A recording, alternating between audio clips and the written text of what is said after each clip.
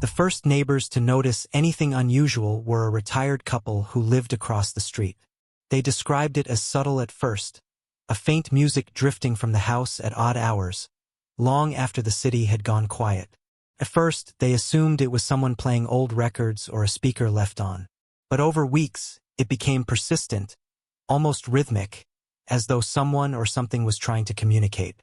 The story begins on a warm spring evening, the kind when the sun lingers on the horizon long past 7.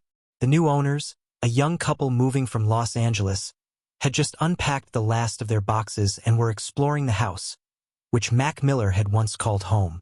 The living room was cluttered with old furniture left behind, and the air smelled faintly of incense and worn carpet. First, everything seemed ordinary.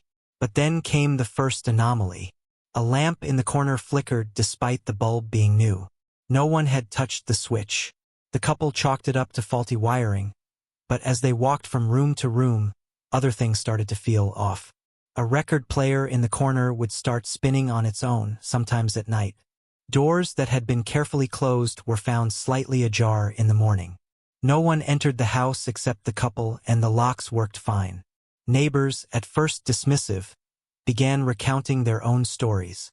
One teenager mentioned seeing shadows moving behind the windows, though the house was supposed to be empty most of the day. Another neighbor, a mailman, swore he had delivered letters to an empty porch and heard faint laughter from inside. No one wanted to admit fear, but curiosity had begun to take hold. The couple decided to conduct their own simple tests, nothing extreme, just practical experiments to see if they could rationalize the occurrences. They installed cameras in the hallways, motion sensors near the doors, and a digital recorder in the living room. Over the next few nights, the footage captured strange phenomena. The record player spinning in the middle of the night, doors creaking open, and faint whispers, sometimes almost inaudible, captured on the audio. The recordings were never clear enough to identify words, only fragments of sound. They tried everything reasonable, replacing bulbs, rewiring outlets, and even moving furniture, but nothing stopped the anomalies. Eventually, they began to notice a pattern. The disturbances seemed to follow the old rhythm of Mac Miller's music. A particular song playing faintly from the record player corresponded with the most active periods, lights flickering, shadows moving, the feeling of being watched. It was as though the house itself remembered him. The story spreads through the neighborhood slowly. Local reporters, always eager for a story, interviewed the couple and their neighbors. Everyone agreed on one thing. There was no evidence of trespassers, no sign of intentional trickery, yet the events persisted. Psychologists would later suggest it might be a collective suggestion effect, the idea that a famous musician's past presence in the house could influence perception. But the couple insisted on leaving the doors open at night, letting curious friends walk through. Most admitted feeling uneasy the moment they stepped inside. It wasn't a ghost, and it wasn't a poltergeist in the traditional sense. The haunting was subtle, personal, and insistent. The house seemed to respond to memory, to familiarity, as if it were alive in a way that couldn't be measured. Those who stayed too long admitted that the quiet music, the unexplained movements, and the faint laughter left them looking over their shoulders long after they left. By the end, the house stood as it always had, beautiful, ordinary, and unsettlingly alive with the echo of the man who had once called it home. And the new owners, though they moved out eventually, never forgot the sensation of being watched, not by a person, but by the memory of a life that had been lived, and perhaps left something behind. Even as the couple tried to settle into the house, the quiet unease persisted, shaping the rhythm of their days in subtle, almost imperceptible ways. Mornings were the hardest. Sunlight would pour through the large windows of the living room, and yet shadows lingered in corners that should have been bright. One morning, as the wife unpacked a box of vinyl, she paused. A record she hadn't touched for weeks had slid slightly out of its sleeve, leaning at an impossible angle. The sleeve was worn, and the edges curled, yet there was no sign of disturbance in the box. She asked her husband if he had moved it, and he shook his head, pale, refusing to meet her eyes. The neighbors began to notice changes, too. At first, it was small things. The cat belonging to the elderly couple across the street would hiss at the house when passing by, its fur standing on end as though the air around it were charged. The teenager who had glimpsed shadows behind the windows admitted that sometimes the blinds would flutter as if caught by an unseen hand, even when the wind was still. A mailman passing late at night swore he could hear faint music coming from the house, a slow, muted rhythm, echoing faintly into the quiet street. When he approached the porch, it would stop. When he backed away, it would resume. Inside, the couple had begun documenting everything meticulously. They kept a small notebook beside their bed, jotting down every flicker of light, every odd sound, every misplaced object. They recorded the hours when disturbances occurred and discovered something unsettling. The phenomena were almost always at the same times, the early hours of the morning, just before sunrise, and sometimes in the late evening, long after the street had gone silent. The house seemed to have a schedule. One evening, the husband decided to test the boundaries of what they were experiencing. He sat in the living room, surrounded by the faint scent of incense and the lingering warmth of the day, and deliberately played Mac's old records, one after another. First, nothing happened. But as the needle touched the grooves of the vinyl, a low, almost imperceptible hum began beneath the music. The hum seemed to vibrate through the floorboards, through the furniture, through the air itself. He froze, listening. The sound was not from the speakers, it was everywhere and nowhere at once, as if the house itself were resonating with the music. The wife, watching from the hallway, felt a shiver run down her spine. She had tried to rationalize everything: wiring issues, the natural settling of an old house, the quirks of perception, but now she could no longer ignore the weight of presence in the rooms around her. It was not malevolent, not violent, but it was undeniably aware. The way the air shifted when a door creaked, the subtle changes in temperature, the faint echo of laughter that never fully formed, everything suggested an intelligence, something responsive to the smallest disturbances. As days turned into weeks, the house seemed to assert itself more boldly. The couple would find notes of music left in odd places, a sheet torn from a notebook, scrawled with scribbles of chords and lyrics, appearing on the kitchen counter or tucked beneath a pillow. Objects would shift ever so slightly, as if the house were nudging them to notice something, though what, they could not discern. And at night, the music returned, softer this time, echoing down empty hallways, a gentle accompaniment to the creak of floorboards. The couple invited a friend over, an amateur sound engineer, hoping to capture evidence. The friend brought high-quality recording equipment, placing microphones throughout the living room and hallways. For hours, nothing unusual occurred, and they laughed nervously, dismissing their fears. But just as they prepared to leave, one microphone picked up a whisper so faint it was almost a sigh, saying something that could almost have been a name, or maybe a line from a song. The audio played back repeatedly, and none of them could determine its origin. It was there, undeniably present, yet entirely intangible. Neighbors began talking quietly among themselves, sharing what they had noticed. A sense of reverence almost grew around the house. People began avoiding it after dark, not out of fear of harm, but out of discomfort, a sense that lingering too long would pull them into the rhythm of the house, a rhythm they could neither control nor escape.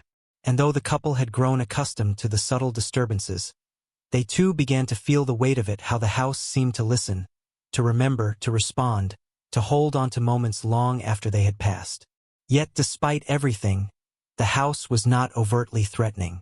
It was insistent, intimate, almost protective of the memories it carried. And the couple, in the quiet hours of early morning, sometimes wondered whether they were intruding into something far older and more personal than themselves, something that would continue, long after they had left, quietly preserving the echoes of a life once lived. Don't forget to subscribe and like if you liked this story. As the weeks turned into months, the house seemed to settle into a rhythm of its own, a rhythm that the couple could never quite predict or control. It was subtle, imperceptible at first, just a faint creak in the hallway, a shadow flickering in the corner of a room, but gradually it grew more persistent. Every creaking floorboard, every fluttering curtain, became charged with meaning. The air itself seemed to thicken, heavy with a quiet anticipation, as though the house were listening to their every movement. The couple began to notice small, uncanny patterns. Objects shifted positions in ways that were almost imperceptible. A notebook moved a few inches across the countertop.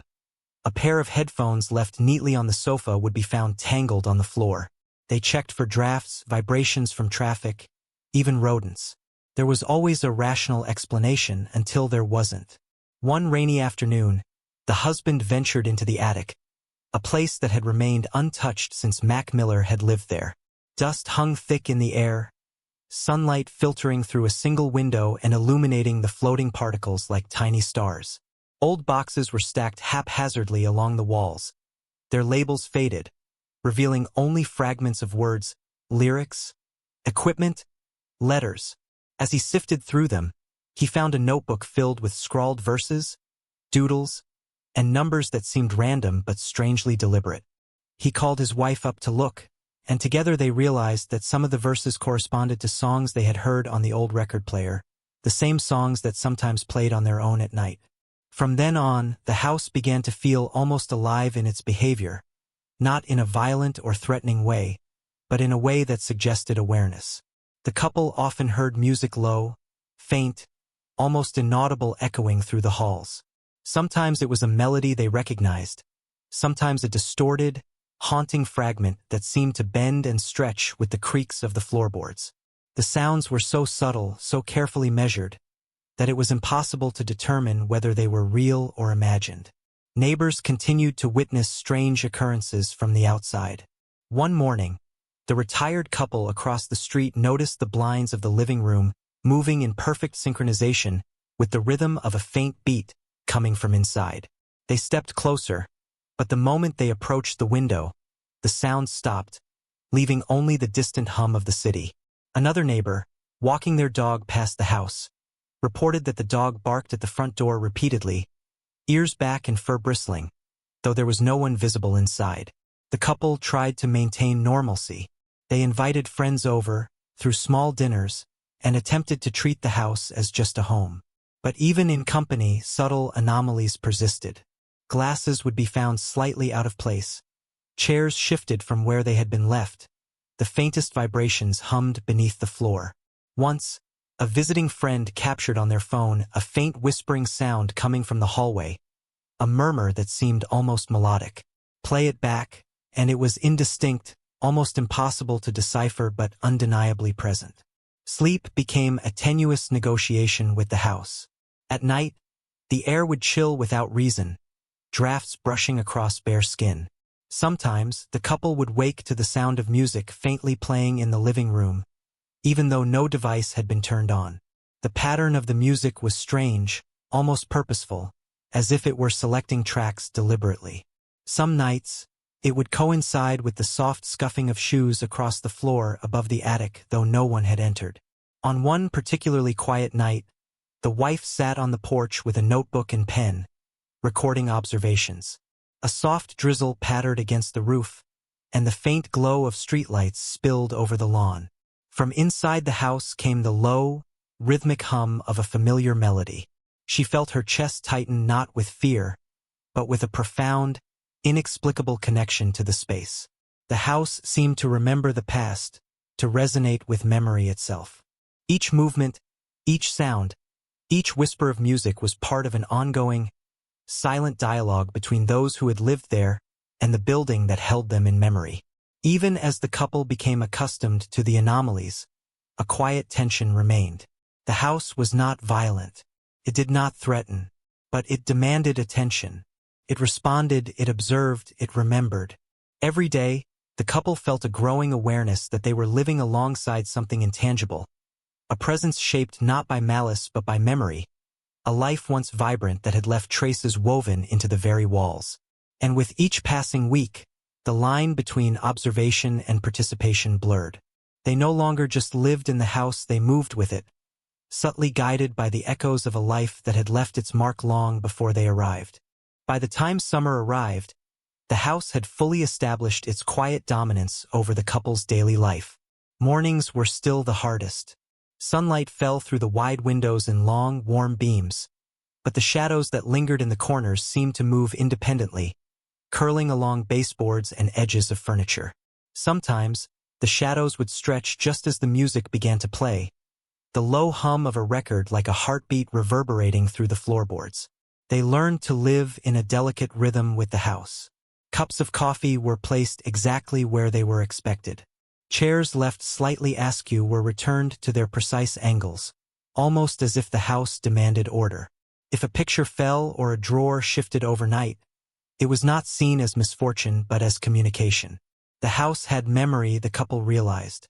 It remembered the energy of the people who had lived there, the life that had once filled its rooms, and it responded to them cautiously, persistently. One evening, the husband stayed late in the living room, sitting on the worn rug with a notebook and a pencil. Rain drummed softly against the roof, the sound layering over the faint, almost hesitant hum of the record player. He listened carefully, noting the subtle creaks and groans of the house, the way the air seemed to shift slightly, as if exhaling. He realized that the house didn't want to frighten them, it wanted acknowledgement. Recognition of its past, of the life that had once resonated within its walls. Every song, every shift of furniture, every whisper of sound was part of a silent conversation they had yet to fully understand. The wife joined him from the kitchen, carrying a cup of tea. She paused at the threshold, watching the way the light from the street lamps pooled across the wooden floor. "It's almost listening to us," she said softly. "Not like a person, but aware." Her voice trembled slightly, not with fear, but with the strange reverence the house demanded. That night, they decided to leave the living room lights off and let the house dictate its own pace. They sat quietly, absorbing the faint murmurs of vinyl tracks and distant, indistinct whispers. Occasionally, a door would creak open somewhere in the house, followed by the soft hum of footsteps on old wooden floors. Each sound was measured, almost purposeful. They were intruders, yes, but invited and carefully observed. In the weeks that followed, the couple invited a few friends over, curious to see if the phenomena could be experienced by others. Everyone noticed the same subtle oddities: the gentle sway of a lamp, a faint melody rising from a record player, doors that had been closed perfectly left slightly ajar. Some laughed nervously, some felt unsettled.